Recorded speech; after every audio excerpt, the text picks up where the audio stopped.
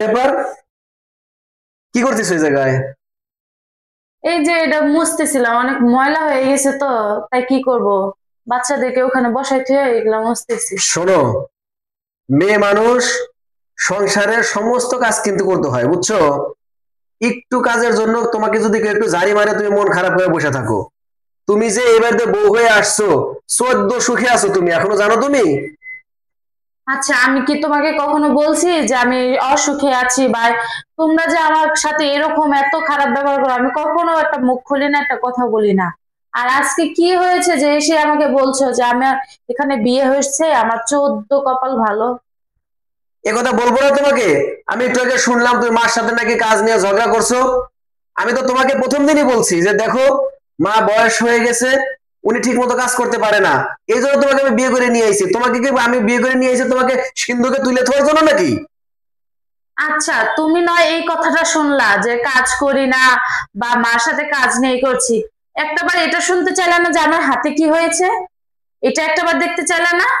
হ্যাঁ। এইটুক দেখি হাত কি হয়েছে, হাতে তো উঁচা করে দেখে কি হয়েছে হাতে? এইটুক সামান্য একটু পুড়ে গেছে দেখে কি তোমার একবার আহামরি হয়ে গেছে নাকি? তাহলে ওই কাজটার জন্য কি আহামরি হয়ে গিয়েছিল? পাশের ফ্ল্যাট থেকে যা মলমটা কিনে নিয়ে আসা এই মাত্র দিয়েছি। আর তোমার মতন স্বামী ঘরে থাকতে আমার অন্যজনের ঘর থেকে এই মলম এনে দিতে হয় হাতে, তাই না? এর চেয়ে 14 কপাল কত যে ভালো আল্লাহ তাআলাই জানে। একটা রিস্কাওয়ালার ঘরে যদি আমার বিয়ে হতো, তারপরেও এত কষ্ট, এত যন্ত্রণা, এত অবহেলা আমাকে করতো না। আজকে মেয়ে দেখে এত অবহেলা করতে পারতেছো, তার মধ্যে বাবাও নেই মাও নেই, এজন্য আরো সুযোগ পেয়ে গেলা। তোমারে দেওয়া দরকার চটকানা, বোঝো না? তোমার মুখে মুখে কথা, তোমার চটকানা দেওয়া দরকার তোমারে। তুমি মুখে মুখে তর্ক শুরু করে দিছো। কথাটা বলতাম না হলে, কারণ তোমার মার কথা শুনেই তুমি সব সময় আমার দোষ দাও, সব সময় আমার দোষ দাও। একটাবার কি আমার সাইড নিয়ে দেখো না, যে আমি কেমন আছি না আছি, আমার একটু খোঁজটা নিয়ে দেখো। এইটুক হাত কাটে গেছে তার জন্য তোমার এত কিছু, বুঝছো? তুমি আসলে 14 সুখে আছো তো, তো এটা ভালো লাগতেছে না। মাঝে মধ্যে তোমাকে যদি ফিটানি দিতাম অন্য অন্য স্বামীদের মতো, ঠিকই তোমার মনে করো যে ভালো থাকতা।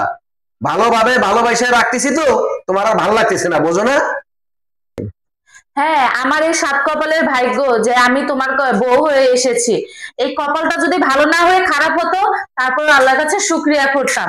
এমনিতেও আল্লাহর কাছে শুক্রিয়া করি যে তোমার মতন স্বামী দিয়েছে, তোমার মতন একটা ছেলে দিয়েছে। আমি আল্লাহর কাছে দোয়া করি তোমার মতন স্বামী যেন কারোরই না দেখ, কিন্তু তোমার মতন ছেলে প্রত্যেকটা ঘরে ঘরে যেন দেখ, যে তার মার কথায় উঠবে আর বসবে, আর বইয়ের কোনো পক্ষই নিবে না, বইয়ের কোনো কথাও শুনবে না। ঠিকই কইছো, বুঝছো?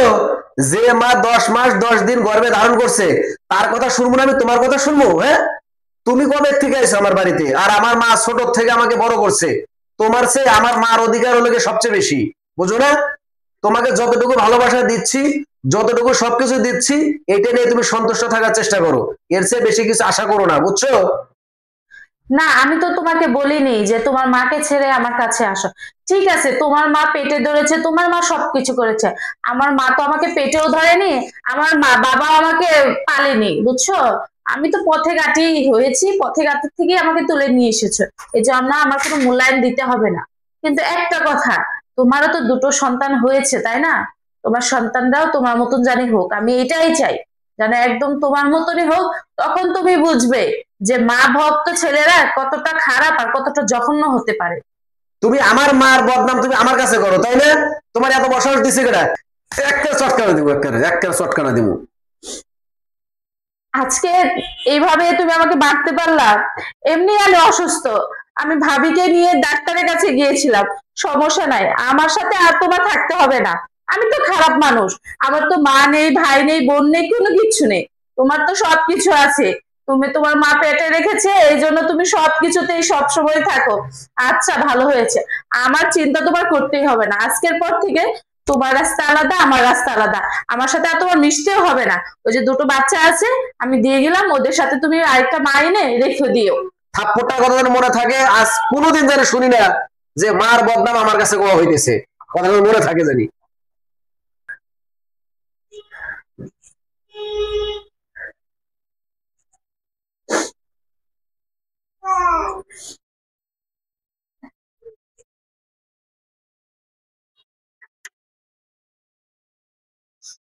এই নুরি, তুমি কি করো এখানে? আসি চানাচুর। চানাচুর বের করতে আসছো? হ্যাঁ। তুমি যদি এখান থেকে পড়ে যেতে?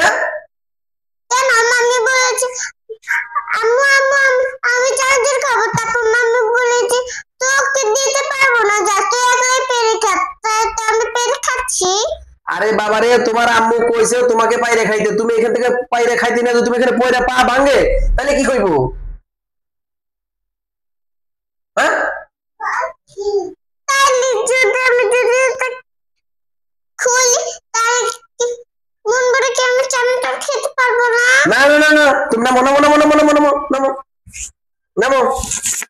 এখানে কখনো উঠবা না চানাচুর পাড়ার জন্য, ঠিক আছে? আমি যাই না। তোমার যদি চানাচুর খাওয়ার দরকার পড়ে তোমার আম্মুকে বলবা, তোমার আম্মু এখান থেকে পাইরে তোমাকে দিবে, তারপরে খাবা, ঠিক আছে? আর একদিনও যেন আমি দেখি না তুমি এখানে চানাচুর পারতে উঠছো। পয়রা তোমার পা ভেঙে যাবে না, বোকা মেয়ে বোঝে না।